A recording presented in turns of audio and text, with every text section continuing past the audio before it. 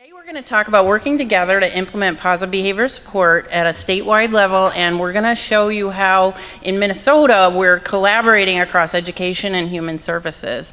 And I've been there for 3 years now, and I now have been told that I'm talking like somebody from Minnesota. So that's interesting, right?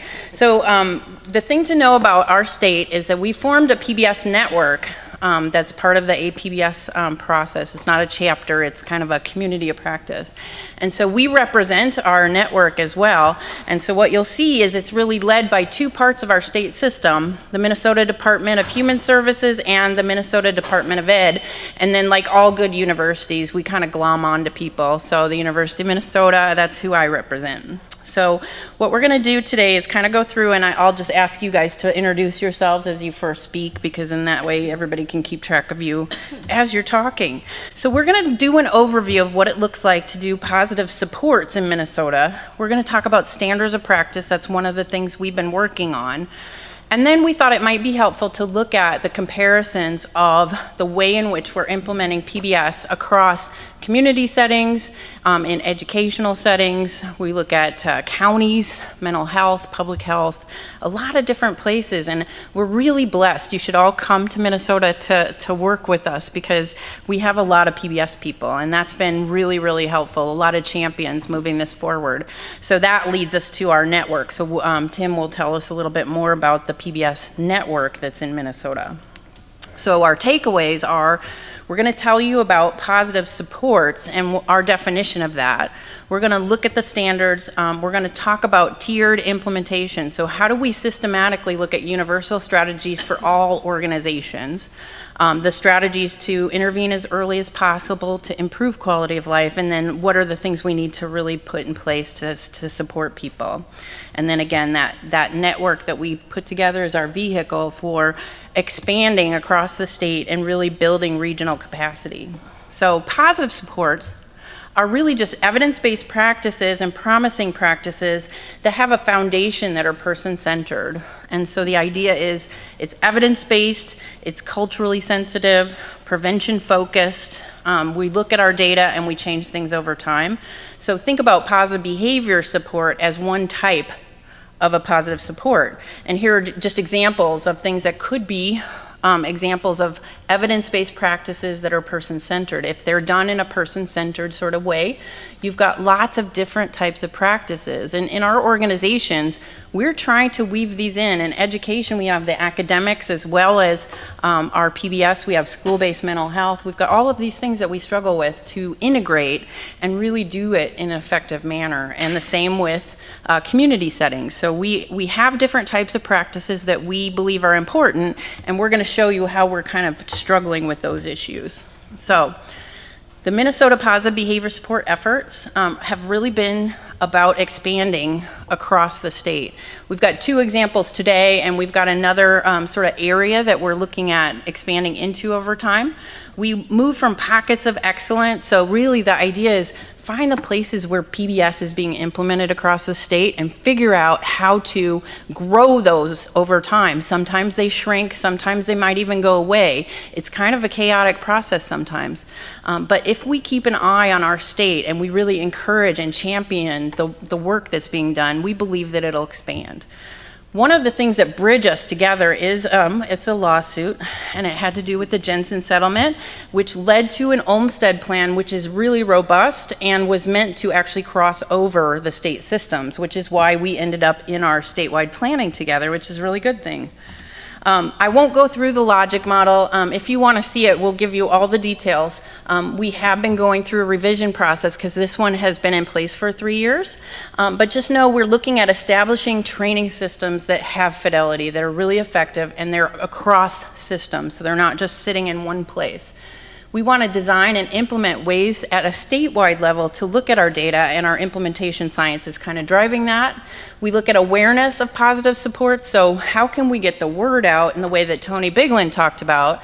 And we've been having discussions all day about families and how to help support families that may or may not be getting home and community-based services that need to know about PBS, that would really benefit from that. So then create and maintain strategies for policy development. So those are the different ways in which the statewide plan is moving forward. Just know, Department of Human Services has actually formed teams, just like we would have in an organization. Right now, it's the Division of Disability Services, and licensing and investigations related to disability and home and community-based waiver 245D is our issues around restrictive practices. So we've got these two teams, and the vision within DHS is to expand this statewide planning to really bring PBS within the services, but also within the organizations itself. So those are pieces of the puzzle that are going on. Now, our statewide plan has a bigger group that crosses over Minnesota Department of Ed folks and the Department of Human Services, the leadership level. That's that big bar. But then we have these little groups that are operating. So we have a technical assistance work group that's looking at where would PBS move forward, where are our champions. We have a data systems work group that I'm really excited about because our Minnesota Department of Ed has been implementing for 10 years. 10 years? 13. How many? 14. 14, sorry. 14 years of implementing PBS is a great deal of knowledge, and so we've been using that to build another infrastructure that supports community settings. And so we've been working together in this circled area, which we call positive behavior support. You see these other bubbles, person-centered practices, and Garrett's involved in crossover work and education on person-centered practices. We have another bubble that says positive support expansion, and one of the things that's evolving right now is we have psychiatric residential treatment facilities that are just getting started in Minnesota, and they want to start right at the beginning doing it right. Right? And we happen to have a policy person that was in Wisconsin as a PBS coach in schools. So we have this like really excellent group of state people that are helping us move forward. So just know this circled area today is the main focus of our presentation. We could talk about all of this stuff all day long, but we're going to start out with just the positive behavior support work group, and that does cross over the education as well as human services. And what we're doing is really looking at how do we systematically move forward. And what we're going to start out with is Amber's going to tell you about our standards of practice that's supposed to cross over all of the different areas. So think about mental health, disability services, education. It's kind of a big challenge. So my name's Amber Mackey, and I work at the Department of Human Services, the Disability Services Division for the state of Minnesota. And I'm going to talk about the standards of practice that we've actually been working on for a little more than a year now. So why even have these standards of practice? Kind of what got us all focused on this objective, this work. And as Rachel mentioned earlier, we have this statewide plan that's intended to figure out how to get an entire state implementing positive supports, including positive behavior supports, because the law says it's now required. Just because it's required in law doesn't mean that what you see being implemented on the ground and what people experience when they receive those services is anything close to what we would call positive behavior support. So there's a variety of things going on, and we recognized we needed to create these standards of practice that says, at a minimum, this is what we need to see to say this is positive behavior supports that anybody's doing or receiving as a service. So the main thing that this group, we wanted to keep in mind as we did our work together is it's about people. It's about people who use the services and their experience. So not to lose sight of that. And we have this vision statement here that we developed to kind of help keep it at the forefront, and it's actually on our agenda for all of our meetings that we have when we talk about our standards.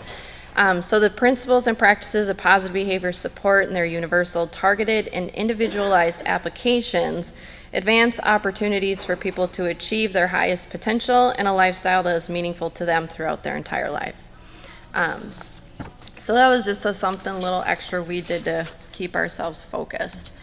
So the purpose of the standards was to really guide positive behavior support implementation for all people. So the idea is it shouldn't matter what age you are or where you're receiving your services.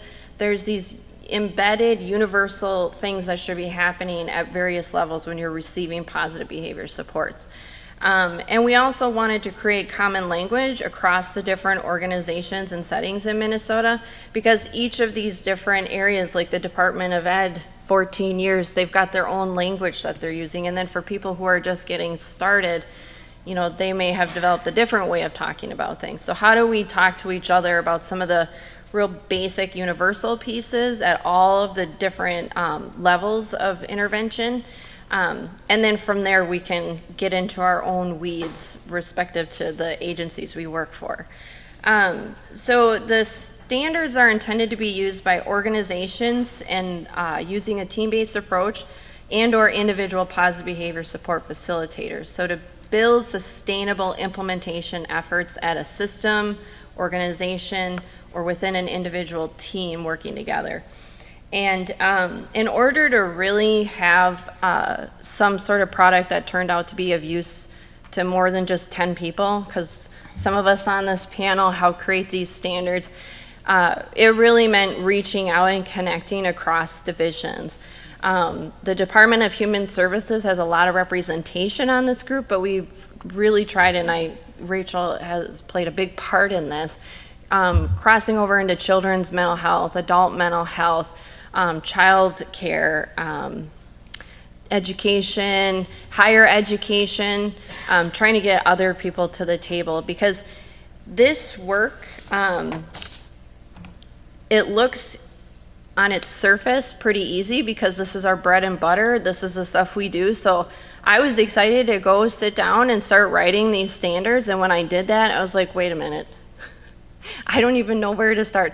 There's so many different people doing so many different things. How do we wrap our heads around this?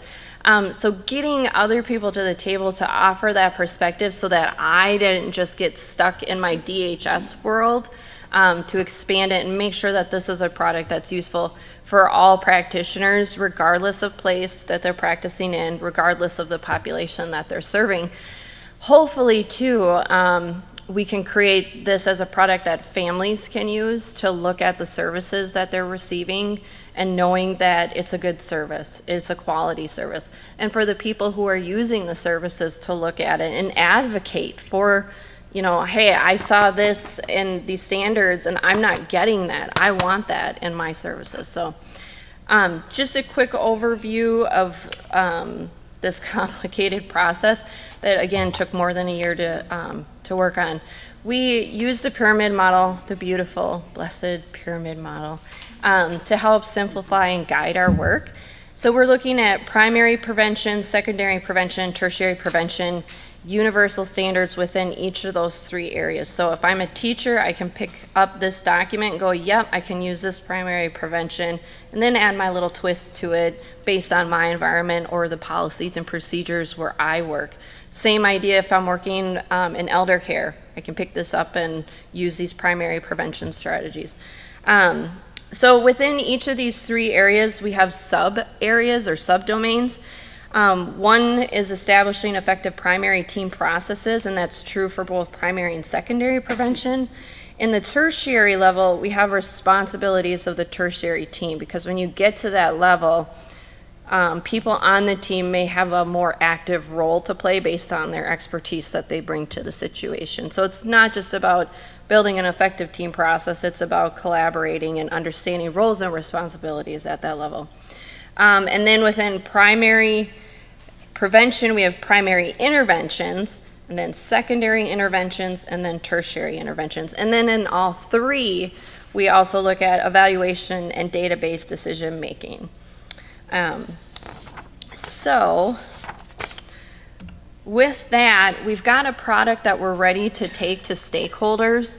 The Minnesota Positive Behavior Supports Network is one of our identified stakeholders, but we've also been thinking about who else do we know just through our own personal professional contacts that we can reach out to and show these to. So even in other states and other countries, if we know people, just ask people to take a look at it and give us some feedback.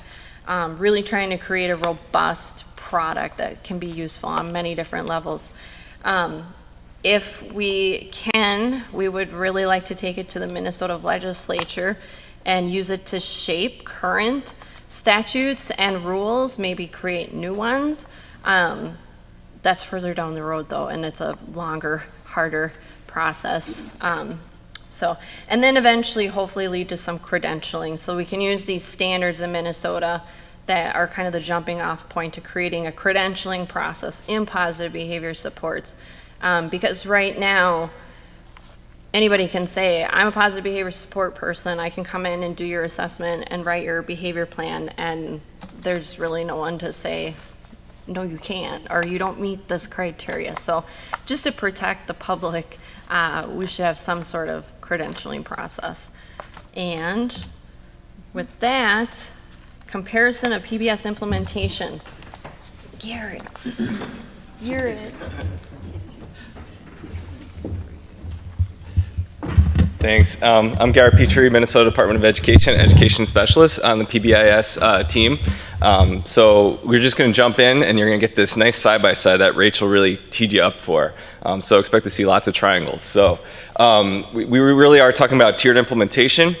And there really are more similar than different features when you think about those tiered levels, regardless of the context. Just like how Amber was talking about, regardless of the setting, the demographics, all of those core features really are similar, and it's just a matter of adapting it to fit the developmental needs or the cultural needs of the people that you serve. So we'll jump in, and Dean Fixon, APBS 2016 keynote, said that really these implementation factors are universal like gravity. So you can't just ignore gravity and just hope it won't go away. Regardless of whatever you are going to implement, those factors are there whether you choose to actually focus on them and do something different or not. So really they apply equally across whatever our professions are, supporting populations to get those better outcomes. And effective implementation takes teams. That's why we have this team of people, just a subset of multiple teams in Minnesota sitting up here and representing to tell you that the research is pretty clear that to get to those outcomes, and this comes from National Implementation Research Network has built this slide to really show it, with no implementation team, that 17 years to get to 14% improvement in outcomes, versus if you actually have an implementation team, you meet regularly, you use data for decision making, you use that to inform the types of supports that you offer, that can help you to make it happen at that 80% or better outcomes across 3 years. So really it is key. It's not just because we like hanging out with each other, which we do, but it actually is in service to better outcomes. And this is a slide from Chicago PBIS Implementation Forum that was presented by Rob Horner and Karen Ward. They did a presentation back in September. So if you're familiar with stages of implementation, going from exploration all the way up to full implementation, the other piece that we've learned over time as we've partnered with NERN and CISEP and the PBIS TA Center is that implementation is also cyclical. You don't just go statewide, and we have no examples of where that happens statewide, even just across a demographic like schools, and that you get to that scale within those 3 years. So it's really about going with the willing first. So you think about your district. If your district has 10 if your district has 10 schools within it, you don't go with all 10 right away, and that's equally true not just at a state level but at a district level, and that'll be true as well as when Rachel starts talking kind of about like the county organization-wide structures, that you wouldn't necessarily always go with, let's go county-wide, everybody within that organization, all those organizations are going to go there. It really is that small scale adoption, and then you can figure out over time, like this really is worth our time. You get the next cohorts going through, and we'll see some examples of that with PBIS and also with the cohorts from the organization-wide positive behavior supports. So stages of implementation, it's a free tool. There's 2 versions of it. So if you're working with human services, you can use one version of the tool. And if you're working with education, you can use the other version of the tool, which has more specific things talking about districts instead of counties or providers. So it's something you could sit down. You don't need a full team to do it at this point, but it's a helpful team to really get you started thinking about what would be the things that would help me at either a state, regional, county, district, or you could use it as a school level as well in that school system to figure out whether or not you're at full implementation. So Rachel's and her team are being kind of modest because when it comes to positive person-centered thinking, person-centered practices, we're following her lead. So this is an example of us sitting down and doing that tool, and you see those exploration, installation all the way up to full implementation. You can see that when we sat down, did that stages, where are we now assessment, stage of analysis tool that we actually are not quite crossing into, where we can actually say, yes, we are reaching practitioners, yes, we are reaching schools, and yes, they're doing person-centered practices. They might be without our supports. We just don't know that because we haven't set up those systems for them to be able to report that information, so we can go back and give them the professional development support that they need, or the types of funding and policy and things that they need in place in order to help them keep doing it well. So at a state level, that's where we are for a tier 1 person-centered thinking practice within that continuum. And then this is why we're learning from each other and why the collaboration is key. You can see after 3 cohorts and more probably on the way pretty soon that the differences in where they are for getting up to full implementation at that state level across counties and providers. So it's really a cool piece about collaboration there. And then Mary's going to come and she's going to talk from our PBS team about the key features of Tier 1 implementation for schools.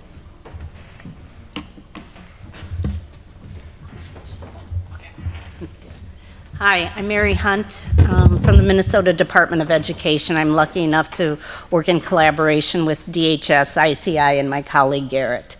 We'll be starting in the fall, our cohort 14 of PBIS schools, so we're pretty excited about that, and we'll give you just a little bit of information. What we've learned, and which will be the underlying message that is braided throughout our slides, is that data is important. And what's really important is the right data at the right time given to the right people results in decisions that are better, faster, and cheaper. So that's kind of always our goal and always in the back of our mind to do. To make decisions, we need data that is relevant. We need right information in the right format. If you've ever opened an Excel spreadsheet that someone sent you and said, it's right there, and it's like 27 pages, and you go, point to the three rows I can use, that it's accurate, it's consistent across staff, and it's entered correctly. And that's a big thing for us in PBIS, that schools decide on what is office managed, what is classroom managed, what becomes a major, what becomes a minor, how it's entered correctly, and that it's timely, that it's current, quick to find, and it's continuously available. You don't want data that's a year old and try and make decisions, or 6 months old or 2 months old, about how you want to make effective change in a school building. So, what we know, based on the wonderful research of many of the leaders in PBIS, the most predictive factor for sustainability is the team sharing of data. That not only do you collect it, that you share it, it informs decision, you share it with staff, you share it up, and you share it down. So that's the number 1. 2 is equally important. 2 is also important. 3 and 4 are what we would consider independent predictors. They're important, especially as you're getting started. You need it as a district priority so that funding and scheduling and staff are available. You want it as a school priority so that you have buy-in. But it's that team sharing of data, and that's why the data message is woven through our initiative. So that's a hint. You'll be seeing a lot of slides on data from us. And when we look at the importance of team sharing data, we honor that across our linked teams. In training, we make sure that the school teams know that that's what's important, and that's what we teach them to do. We also have district teams that we're working at, so we help districts look at a district data dashboard so they're aware of what it is their district looks like. We also have regional teams, and they look at their regional data. And at the state level, we look at our state data.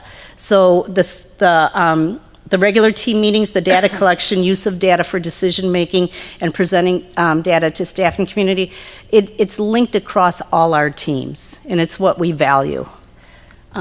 Different types of data. We have effort data that tells us, how often, how much. So the time spent on an activity, number of trainings attended. We also look at fidelity data, and that tells us how well are we doing. In Minnesota, in our new cohorts, we're using the tiered fidelity inventory, known to PBSers as the TFI. Initially, we started using the school-wide evaluation tool, the SET, but we've moved to that. And that tells us about the core features, our teams implementing the core features of that. And the last is the outcome data. did it get better? So what activities, initiatives, or improvement efforts are leading to our desired results? Examples of the statewide, how we look at the statewide in PBIS, like I talked about. Our effort data is we look at the training, coaching, and evaluation. How are we scaling schools? Do we have enough trainers? Are we bumping up our coaches? So we're always looking at that. Our Fidelity data, we look at our tiered Fidelity inventories. We look at them at the state level. Every training, every team has to take a tiered Fidelity inventory. So what we'll do then is we'll cross-reference how are they doing, where are they, and we have benchmarks for them after every training where they should be, and we cross-reference that, or we pair that rather, with their usefulness how they found the usefulness of training. And from that, we're able to help have strategies that assist those teams. And the outcome data, did it get better? And we'll be looking at a triangle report later. So we're always looking at where's their ODR data and how are they doing. This is it's a map of the great state of Minnesota, which that piece up there kind of jets right up into Canada. So this is a map of all our districts. The white areas are districts that do not have any schools in PBIS. The neon green, from what it looks like there, are schools that are districts rather, that have 1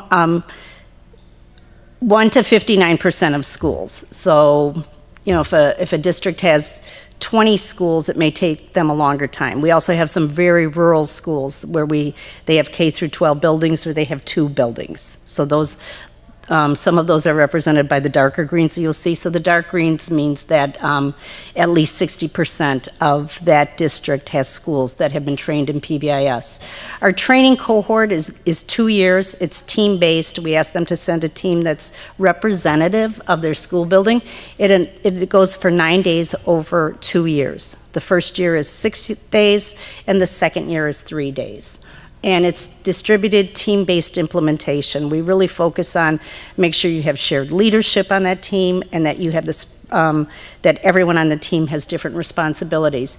And our intent is to build the capacity, skills, and competency so that we know schools are able to sustain this. And in our application, we've embedded what we consider important features of exploration to help assure us that schools have gone through that exploration stage before they come on, so they know what they're getting into. Here's us by the numbers. In Minnesota, we have 222 of the districts or charters. We have 645 schools to date, and that represents about 31%. And you can see the number of students impacted. And the percentage of students impacted by that is 35.6, so close to 36%. This is the picture of the growth of PBIS in Minnesota. And in 05-06 school year, I think we had 9 schools come on.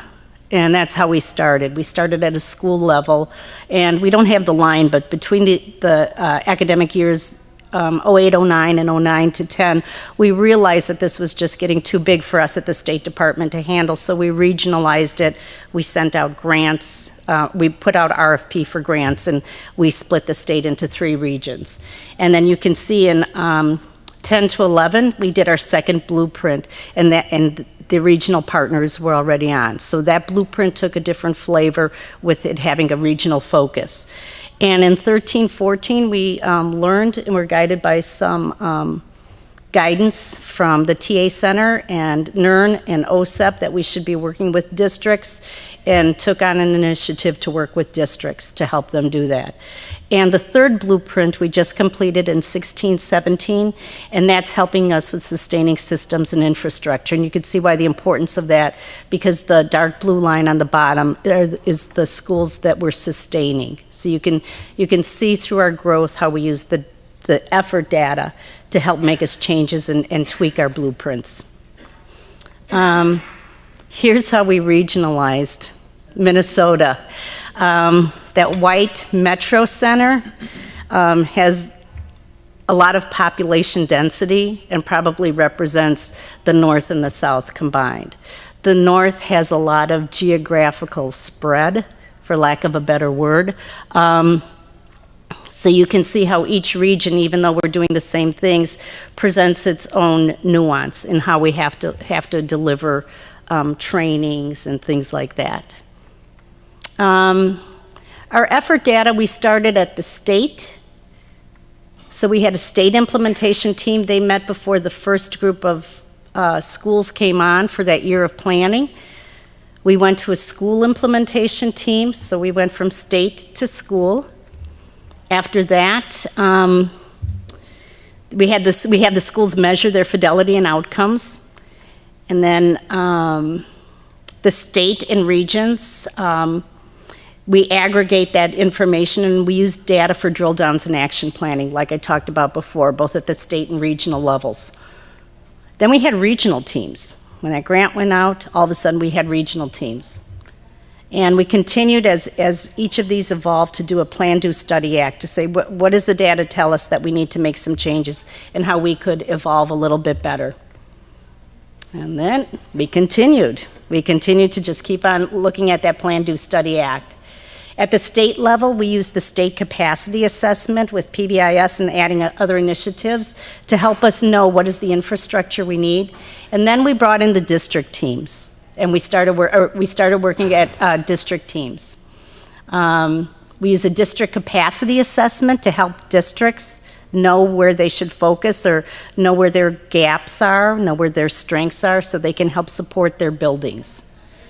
We've also started to do regional capacity assessments with our 3 regions, so we can say, how can we help a region? The fidelity, and I said earlier, when we first started, we used the school-wide evaluation tool, the SET. And we did it 3 times in training to get them through. The fidelity marker to meet for the SET is 80. So you can see the cohorts that we put through on average met that. And we always look for that nice stair step, and we look at it continually while they're in training to help them with their training if we need to make tweaks. We moved to the tiered fidelity inventory that everyone took in cohort 14, and you can continue to see that stair step. For the tiered fidelity inventory, 70 is our benchmark, so that's why we put that out there. Here's the ODR data. Our research partner, Wilder Research, puts this together. So this was, I think, the ODRs reported at the end of last academic year for cohorts 1 through 11. And you can see that they're really above the average, so that they're really focusing on those tier 1s. So that's the outcome data we'll be looking at. A few years ago, we put together and aggregated some data, and that's when we had about 25% of the schools implementing PBIS, yet they accounted for almost 62% of the decrease in suspension statewide. So that was over a 4-year period. So that's how we know we're seeing what we want to see in that.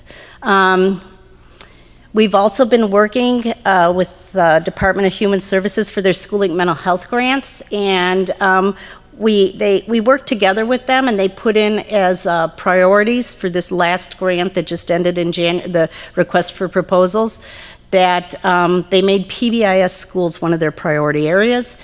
And we asked them to work with their schools, the school grantees, to find the dates of their last fidelity measure.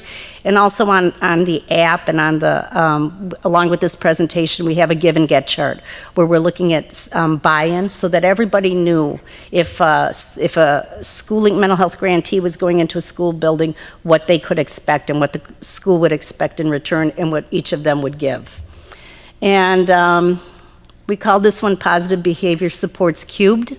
So a nice finding that occurred of the evolution of alignment across the state agencies, that an applying grantee noted that their agency was participating in the cohort person-centered thinking training that it comes out of DHS and ICI. So their whole mental health agency was doing that.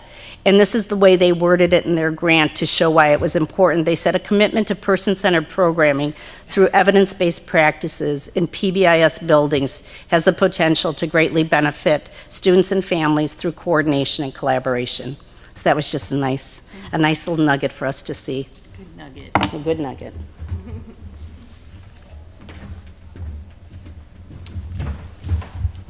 All right, so you got a snapshot of the schools and the implementation going on. Now we're going to take you through something that has both person-centered practices and positive behavior support combined. So in schools, oftentimes you're looking at academic and PBS and how to bring that together in the multi-tiered effort. What we're doing is looking at positive behavior support at that universal level, and what that means is how can we set up environments that everybody is getting coached and supported in creating positive environments that are using strategies like the person-centered thinking, so we consider that part of our universal PBS, and that's where we start weaving together the efforts that are going on. But we also use the elements, and we're going to show you some examples of that, of how to bring together social skills, modeling and supports for staff as well as for the people they support. And we work with a wide variety of organizations, so that's something that we look at as well. At the middle part of the triangle in community, home and community services, we're thinking about not just incident reports, but other types of markers. So if you're in mental health, you might have situations where people fail to show up for their visits with their clinicians, and those are signals that maybe something's going on, that somebody needs extra support. So when you start looking at these different organizations, they have different outcome measures. But again, just like Garrett said, there's this gravity going on, and we're going to show you how these things connect. And then at the intensive level, we're doing training for a smaller subset of people that are in those teams, same kind of teams that you hear from the Department of Ed.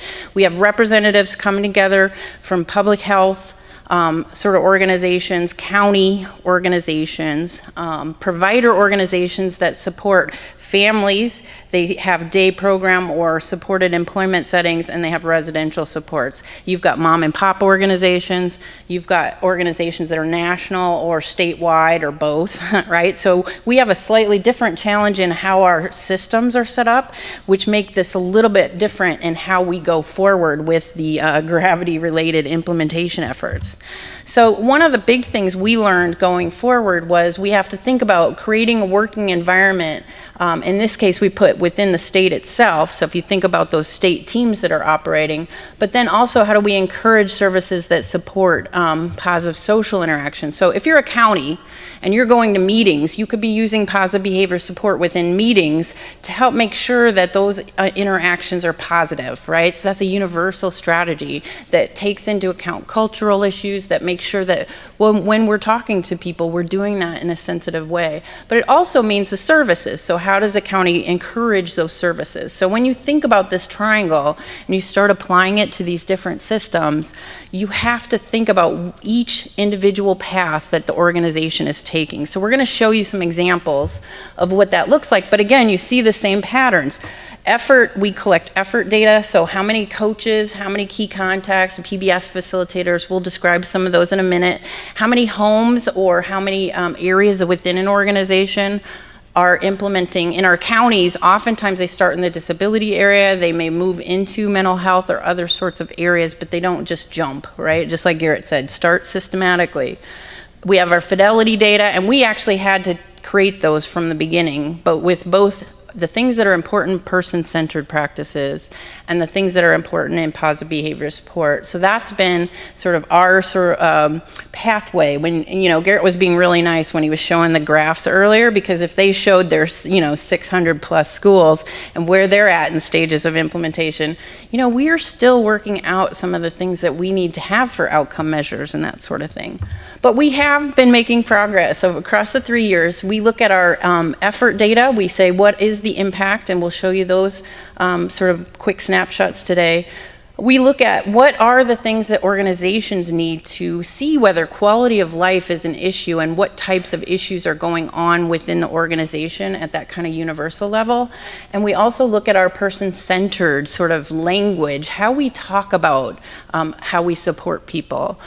So, that use of client and consumer and those words that we use that are a little distancing, we talk more about this in that sort of self-assessment phase, and how we talk about people makes a difference.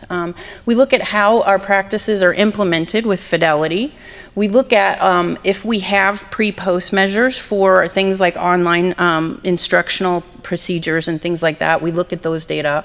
Are there changes in behavior of people? And we had a big dialogue about person-centered practices. In the cultural sort of leadership of person-centered planning, there was a big dialogue about whether you collect data or whether doing so somehow distances you from the relationships you're trying to build.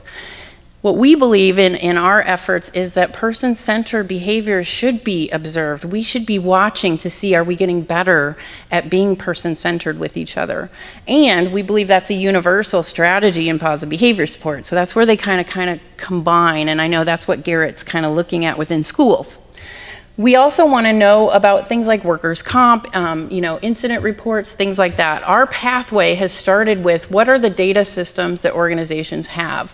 So if you're in a provider organization, TheraP is a program that a lot of people have been using, a lot of systems have been using. So we went to that organization and said, hey, can you get us those graphs? Can we download the data so we can put them in graphs? So we have a couple options now for people to be able to start using data for decision making. And then Amber's working at the state level because there's a measure in human services that mark the really intense events that occur that need to be documented. And there's some things we need to do at the state level from a policy point of view to make it easy to get data for decision making.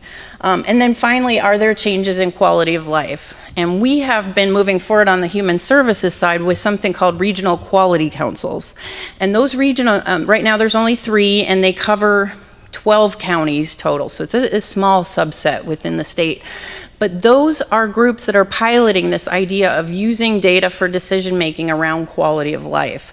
And so they are getting funding from the state to be representing their region and thinking about what are the types of interview processes we want to bring in for quality of life interviews.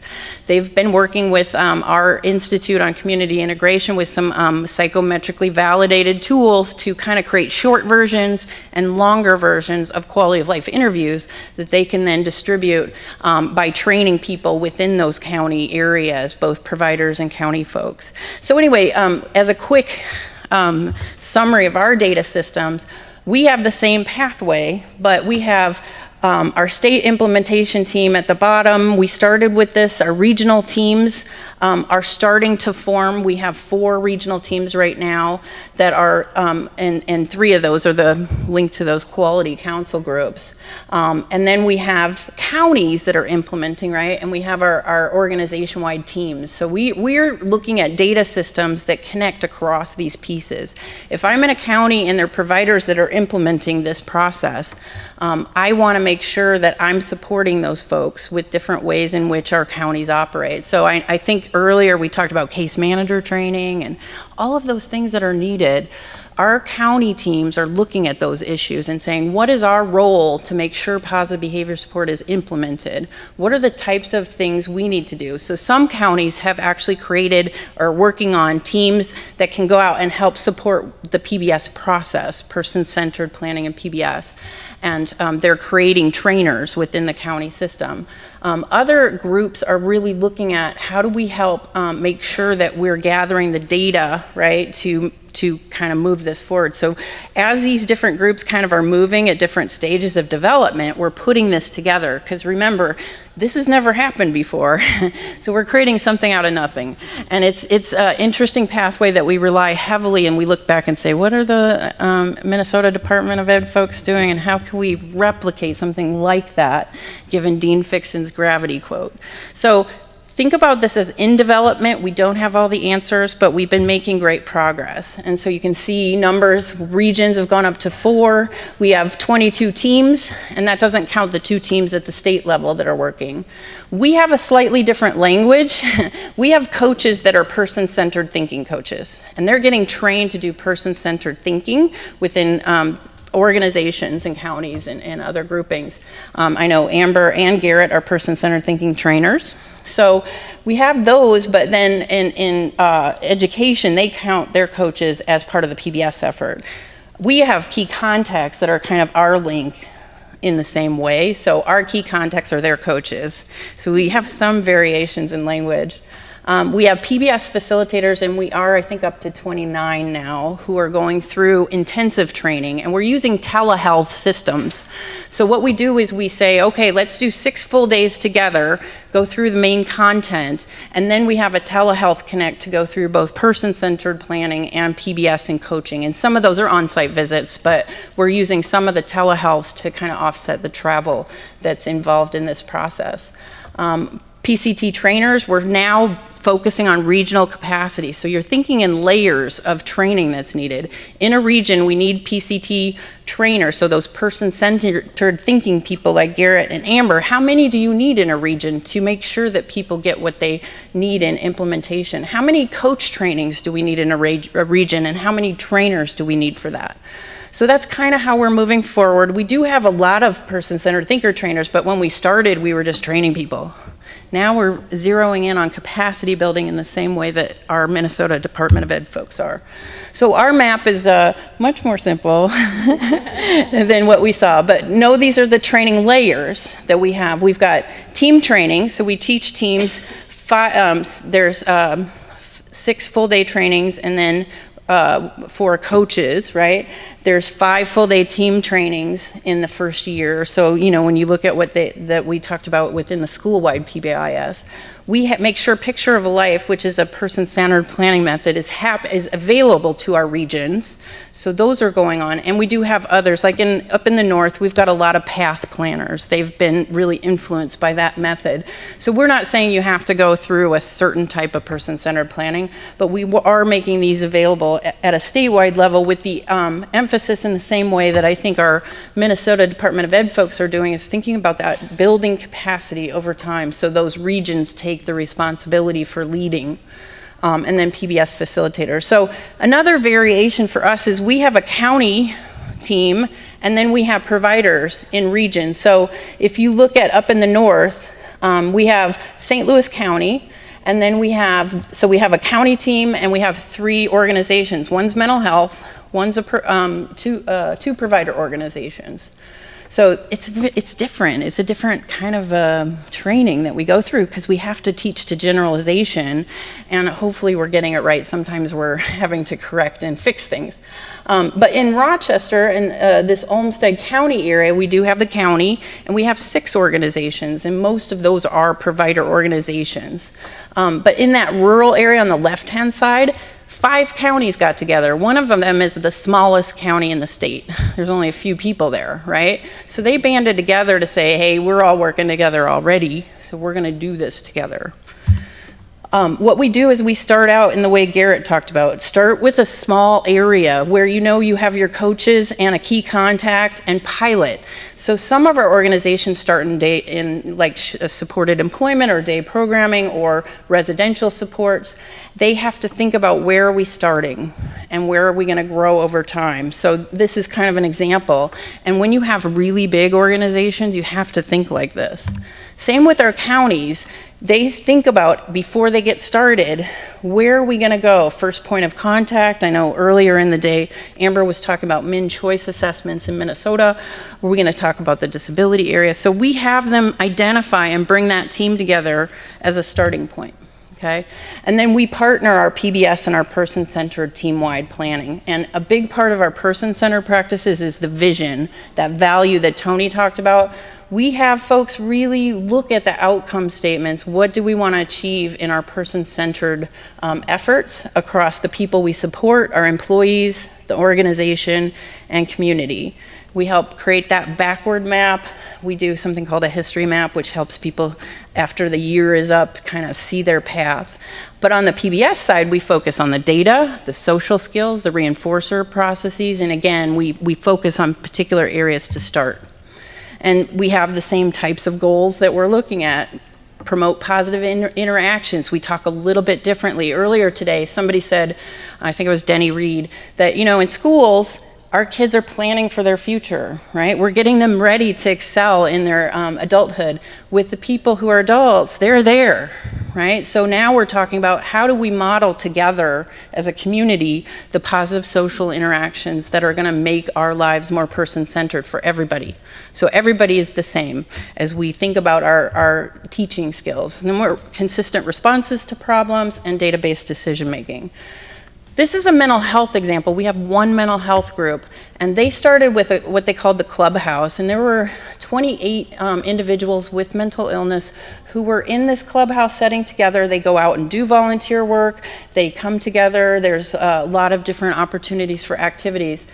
They took their person-centered thinking coaches, the folks that are doing person-centered thinking, and they worked in 3 different groups with the people that go to this clubhouse, and they decided, what are our values? So they were the ones who thought about respecting each other, having a positive attitude, working together, positive communication, volunteering, and supporting each other. And then they chose the times of day that they wanted to look at these social skills. So you've got 28 people and a couple mental health folks that are kind of articulating what is important to us. And it's interesting because it does look a lot like high school kind of work, when you see free time, respecting another's privacy, understanding differences. These are really wonderful skills that are for everybody. They're for the staff, the people we support, right? So when we look at our free time, be aware of your environment and be aware of how other people are feeling.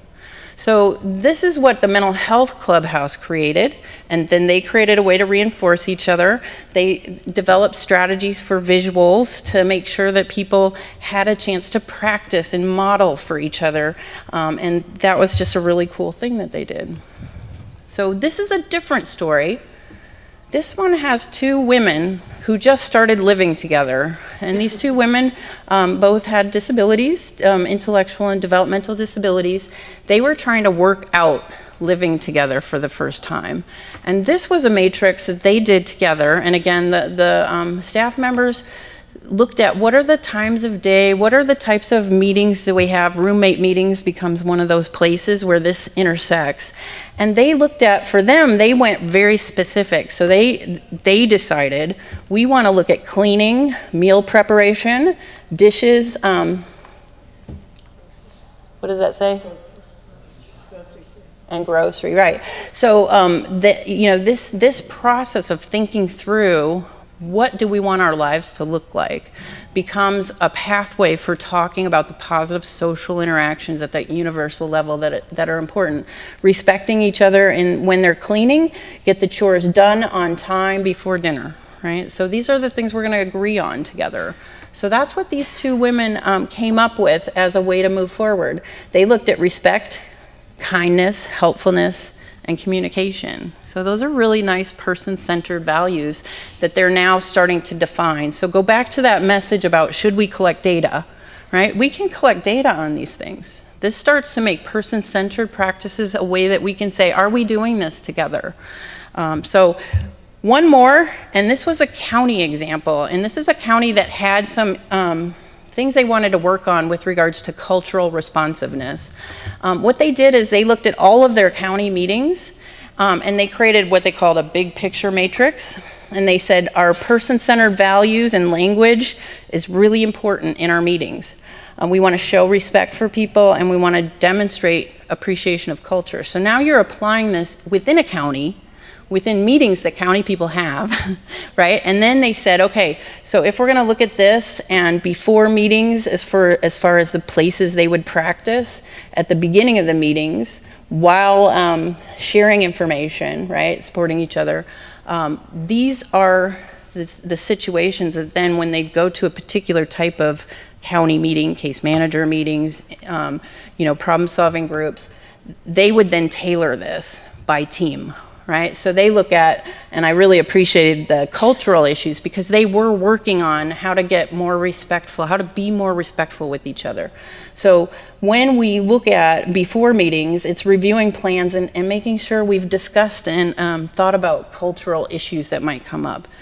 During the meetings, we're reviewing possible cultural biases that we have, right? So what does this look like to practice as a county person in our meetings to make sure that we're changing what we do.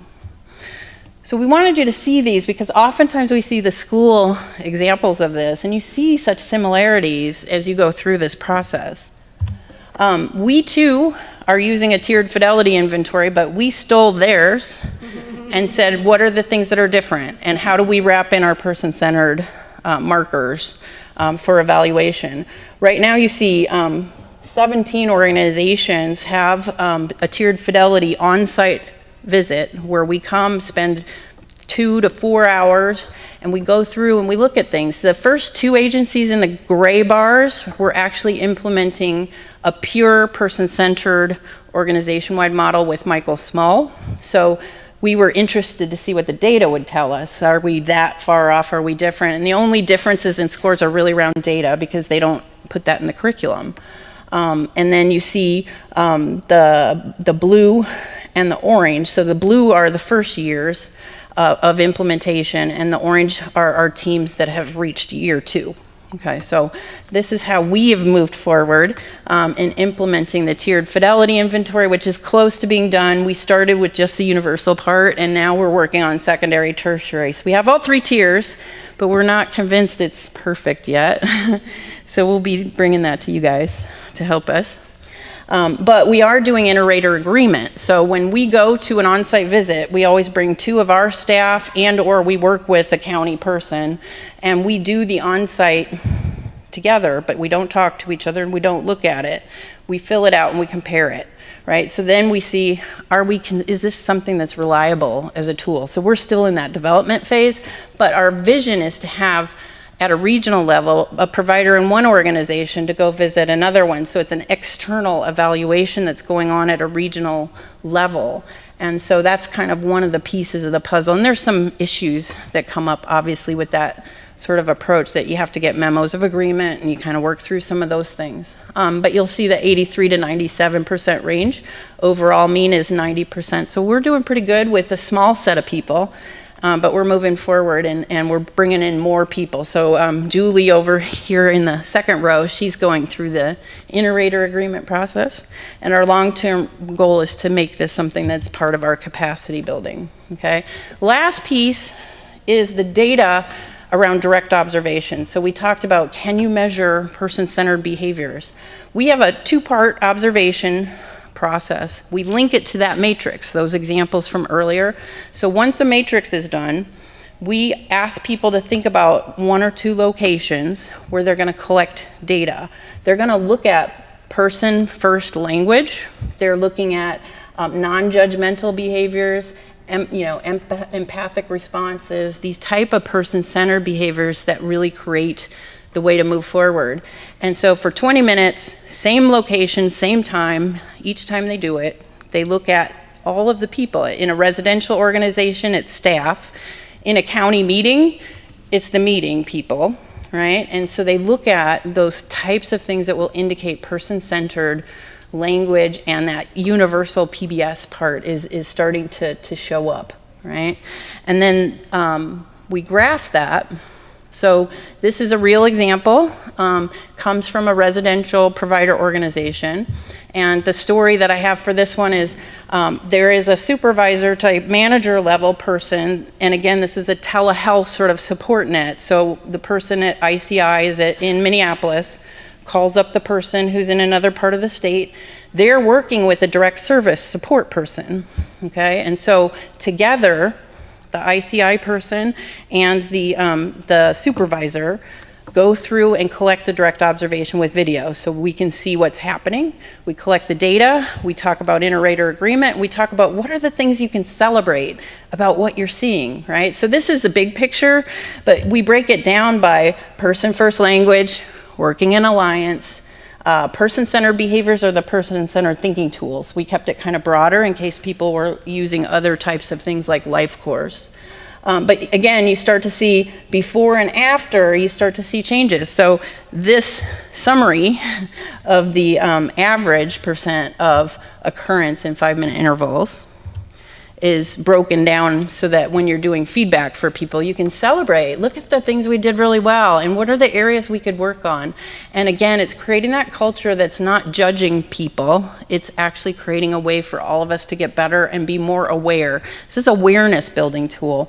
The only way we can change things is by doing that. So the example for this particular home is that, you know, there was a staff person that was working, and they were having a discussion about tomorrow, what's happening tomorrow. And there was a person who they supported sitting right there.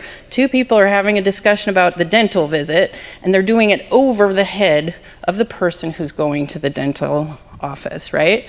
So that got caught here, and they started talking about, you know, wow, yeah, I didn't even think about that that's kind of a distancing thing, and we should be bringing them into that discussion. That's part of their life, right? So these are the kind of tools we're using to think about things. So when you look at part 2, we pick 1 or 2 people. So if it's a residential or day program, it's a person that we support. If it's a county person, it might be, if I'm a supervisor and I'm supervising a other county staff person, I would use that person. So part 1 is all staff in a setting, kind of Fidelity. Part 2 is more, are there changes in people's behavior that we support and that we're trying to work with? So we link it directly to the matrix. So if you look at this matrix, which is yet another story in a day program, they set up a group of people. It was a really big sort of setting. So they had a smaller group. They picked in class and lunchtime to collect data. In this case, they had staff and representatives from the people that they support. And this particular area was a group that they're getting ready for seeking out jobs. So they're getting their resumes set up, and, you know, so the language is a little bit higher level, but they did it all together. And so they looked at respect, inclusion, support, and empathy together. That group, staff and the people they support, said in class it's being prepared. Inclusion is participating and hearing one another. So you kind of go through and look at this in order to collect these data, right? So at the bottom, I know it's really small, but it has active involvement in conversations and meetings, values and respect, inclusion, support. So it links with the matrix, right? So now you're collecting data on the behaviors you want to see, both from the person-centered and from the positive behavior support side of things, okay? And with that, I'm sliding it over to you. I did pretty good on this. I think I gave you an extra minute even. All right. You always have the challenge. So we're going now to our Minnesota PBS network as we think about how do we continue to kind of move forward. I almost got off the hook. Almost. I thought You said they have, 10 minutes. they have so much good data to share. I thought, I'm not really going to have to talk at all, am I? But they did. They saved me 10 minutes after all. So we recognize that with so much good work going on in MDE and so much good work going on in human services, and we don't have any of our early childhood representatives here with us on this panel today, but there's work going on in early childhood in Minnesota, and we realize that there's a lot of richness potentially there in collaboration, and so we formed a network. We pitched, and I think there's a slide on this, we pitched together with some colleagues at St. Thomas University and our Minnesota Association for Behavior Analysis and our local adult residential provider trade group and some other providers. In 2016, we pitched, let's make a network here in Minnesota of all of us who are doing PBS work and find the common ground and the common language that we share and learn from one another. And so we did that, and we pitched right away for an award from APBS to hold an event to get everyone together from across our settings, across our disciplines to talk. And we held an event.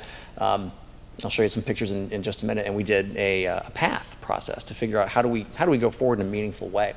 So we held our inaugural statewide event in 2017. We launched social media, which our whole team is here, and if you go on MNPBS Facebook or Twitter, you'll see a whole lot of posts probably from this presentation. And then we created an organizational structure driven by our path process, which you'll see here in a minute. And we formalized an interface with the team that Amber leads through DHS, that Olmsted-driven process. We figured out what our relationship is as a network to her process. And then in 2018, here in May, we're going to have our second annual statewide event, which we're really excited about. So here's our leadership team, a few folks familiar to you here today, and here's what our path ended up looking like. I'm going to buzz through some of this just for the sake of time, but here's how we ended up structuring ourselves. So we have a core leadership team that includes people from across our disciplines, across settings, and people who work across the lifespan. And we broke ourselves into 3 core working areas: marketing and social media, event planning, and exemplary PBS communities. And so we started to see connections emerging. So with so much positive behavior interventions and supports going on in schools across the state, and the organization-wide training ramping up and hitting more and more parts of the state, and our early childhood work, pyramid model and otherwise, there's connections there. And we thought, how do we start to conceptualize the formation of these connections in such a way that we can demonstrate a community that looks good within tiers and across tiers, within age ranges and across age ranges, handing off across time points in the lifespan, provider to provider, provider to school, things like that. So that's what I'm going to spend most of my remaining minute talking about today. But here's just some, because they showed data, I wanted to show data, but they helped put the slide together. So we have, on the bottom of the screen there, we have, or bottom in the left side, an increasing number of followers on our Twitter and our Facebook accounts, and we're going to get a YouTube channel up and going. This is Garrett's baby. It's going to be great. So when you search Minnesota PBS Network, you can see some cool posts that we try to stay active with. Page views. Rachel maintains a site on MNPSP.org, which is a great site for positive supports generally, and we have some PBS information up there specifically. And we have a lot of hits on that, and we have a lot of our partners who have participated in event planning. And in 2017, we had Barry McCurdy as our keynote, and we had some in-state rock stars who led our strands in early childhood, K through 21 education, and our adult community strand as well. And so here's what we're doing. This is a little bit of a summary of the data that you've seen so far, but there are 64 pyramid model trained sites in Minnesota, statewide, 645 schools. 31% of the schools in Minnesota, is that accurate? Cohort trained to implement school-wide PBIS, and 22 organization-wide teams in 4 regions. And there are PBS facilitators emerging around the state, strong presence, small numbers. And an interesting fact about Minnesota, in our first statewide event last year, we had 174 people on site, roughly 100 attended by telepresence, and roughly 2/3 of them were adult community type people, which is not the ratio that you see at APBS. And so we have a lot of, that doesn't necessarily reflect. Well, they have their own conference too. Right. So they've got a summer institute, and then we have this other. So we have actually 2 things now for PBS, which is awesome. Mm-hmm. So we have a lot of interest across our sectors. And so just to really quickly go through this and give credit to George Sugai and having us think about logic models with what we're bringing to this, and what we expect to produce in a measurable way, and what would change about life if we produce what we aim to produce. We had all of our working groups think through this, and we put our own spin on it, where we had a vision component that we thought through what's going to change in a big picture sense in the world, and then we aligned ourselves into those working kind of buckets.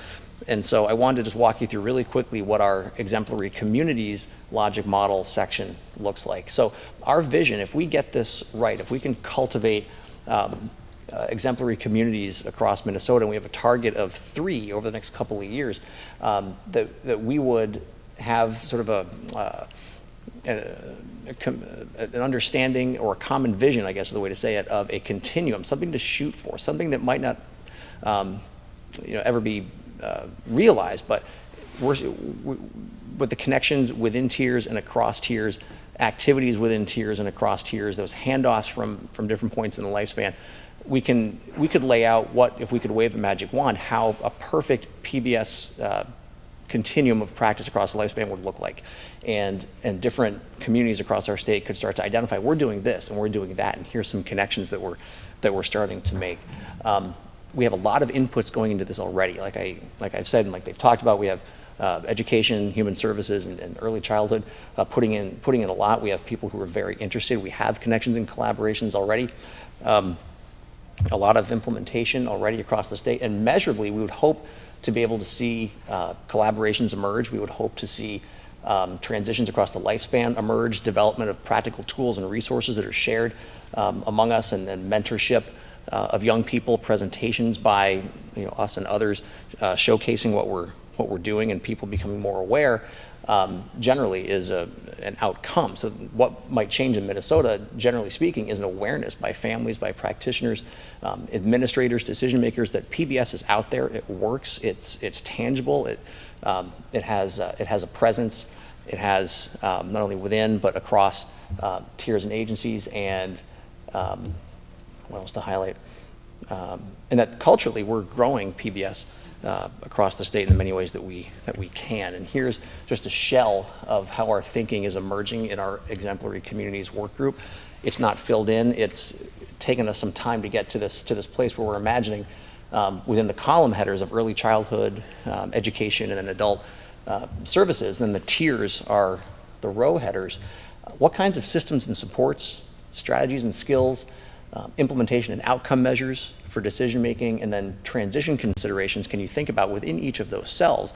And then imagine arrows popping up across tiers in each column, and then across the columns for handoffs.